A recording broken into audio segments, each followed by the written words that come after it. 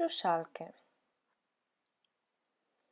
Če ste že kdaj bili na koncertu ali slišali glasno glasbo, ki je tolkla ven iz ogromnih zvočnikov, boste vedeli, da zvok zaradi svoje moči lahko kar zatrese vaše telo. Včasih pa želimo glasbo poslušati bolj mirno in intimno, ali pa nekje, kjer drugi ne želijo poslušati, kaj vi poslušate. Vlaki in avioni so že sami po sebi dovolj hrupni. Samo predstavljajte si, kako bi bilo, če bi vsak sedel s svojim masivnim zvočnim sistemom pred njim. Za take primere so iznajdli slušalke, ki nam omogočajo odmik od okolice in poslušanje glasbe v miru.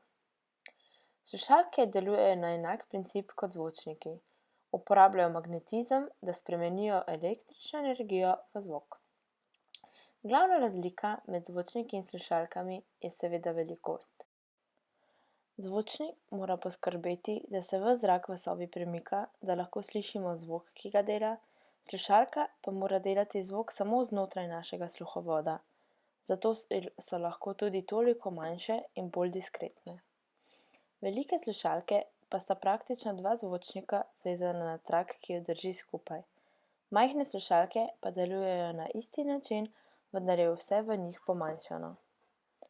Kako delujejo? Najprej potrebujemo dve žici, da imamo povezan tok. Ena nosi tok v tuljavo zvočnika in druga ga nosi nazaj. Sprednji pokrovček je majhen plastični disk, ki dopušča, da zvok pride v naše uho. Takoj za njim pa je zelo majhen stožec oziroma majhna ploščica, narejena iz zelo tanke in ubogljive plastike. Nanjo je pritrjena majhna kovinska tuljava. Tuljava postane elektromagnet, ko elektrika teče skozi njo. Potrebujemo samo še magnet, ki je pritrjen na zadnjo stran zvočnika, in to je dejansko najtežji del celotnih slušalk. Sledi še plastičen obroček, ki drži vse skupaj. Zdaj pa si poglejmo še dva različna primera slušalk in njuno notranjost.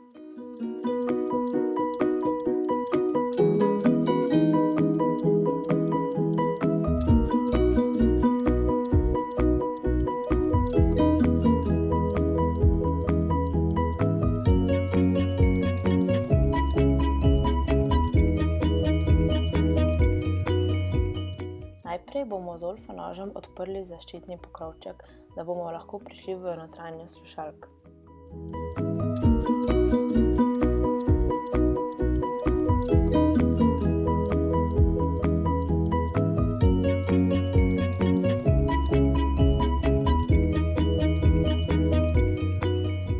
Ko nam to uspe, lahko vidimo notranjost slušalk. Najprej vidimo magnet, ki vse skupaj povezuje.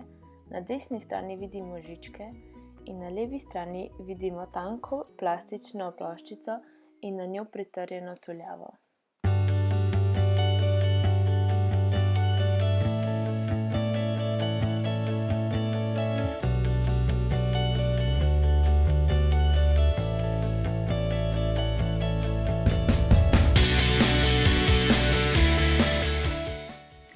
Tukaj si lahko pobliže pogledamo dve žički, ki skrbita za to, da je tok povezan. Ena ga nosi v tuljavo in druga ga nosi nazaj iz zvočnika.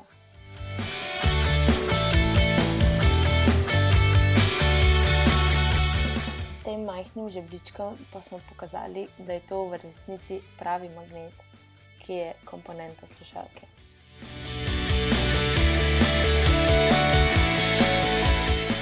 Na sprednjem pokrovčku pa sta pritrjeni majhna tuljavica in tanka ploščica, ki sta trenutno še prilepljeni, zdaj pa jo bomo odlepili, da si jih lahko še bliže pogledamo.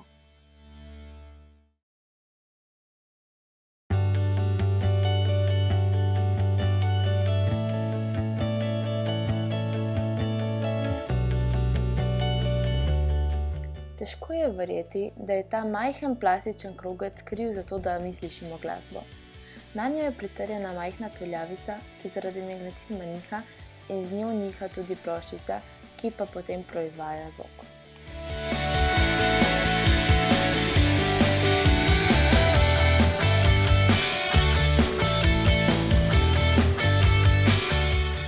Zdaj pa si bomo pogledali še malo večje slušalke in njihovo sestavo. Najprej vidimo blazinico, ki je namenjena temu, da blaži naša ušesa, hkrati pa ima gor tudi peno, o kateri bomo spregovorili še v nadaljevanju.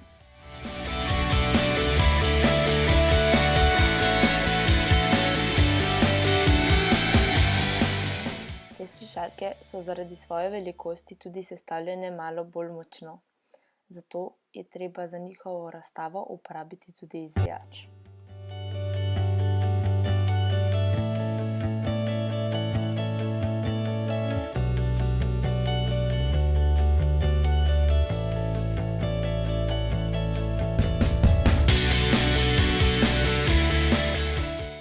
Ponovno najprej zagledamo magnet, ki je povezan na žičko.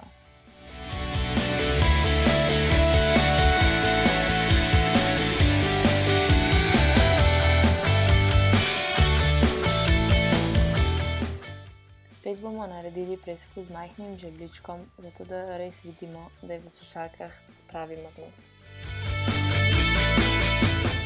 Nažalost so te slušalke preveč trdno sestavljene, da bi lahko videli celotno notranjost, zato bomo morali tuljavico in ploščico videti kar čez te luknjice.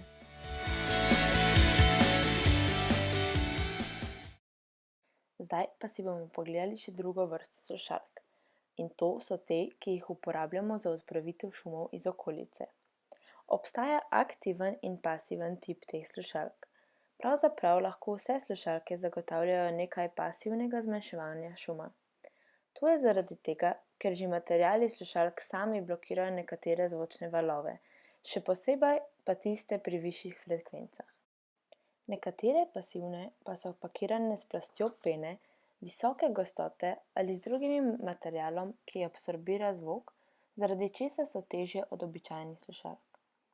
S takimi slušalkami lahko zmanjšamo hrup za približno 15 do 20 decibelov, ampak v primerjavi z motorji avionom, ki proizvajajo 75 do 80 decibelov hrupa v kabini letala, je tole malenkost. Zaradi tega obstajajo slušalke, ki aktivno izločajo hrup.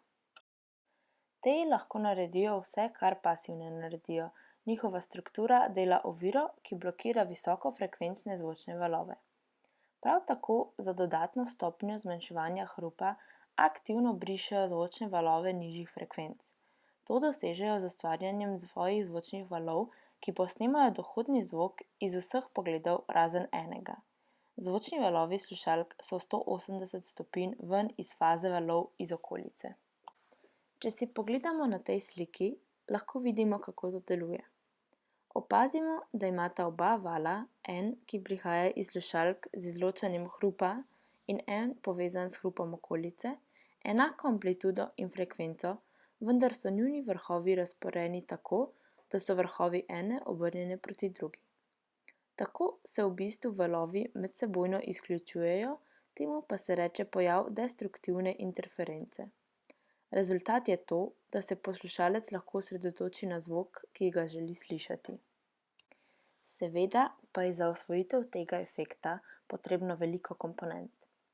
Mikrofon, ki na slušalki posluša zunanje zvoke, ki ne morejo biti blokirani pasivno. Elektronika, ki je v slušalki in zazna, kar gre skozi vhod mikrofona in naredi nov val, ki ima amplitudo in frekvenco enako prihajajočemu valu, samo 180 stopinj iz faze. Potrebujemo tudi zvočnik, ki predvaja želeno vsebino in na njegovo delovanje brisalci zvoka ne vplivajo, in pa seveda baterija, ki vse to podpira. Z uporabo teh komponent lahko slušalke zmanjšajo hrup za 20 decibelov.